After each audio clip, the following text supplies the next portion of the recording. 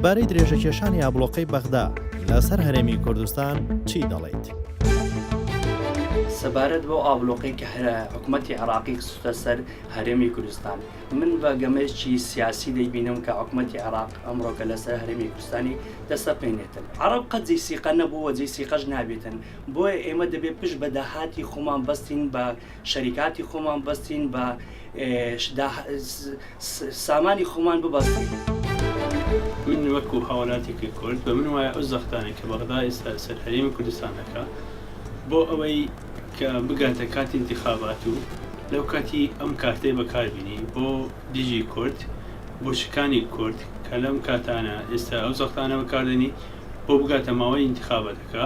ما بزانم ئەمە ناگەینە هەل ئەگە خۆمان نەکەینێ.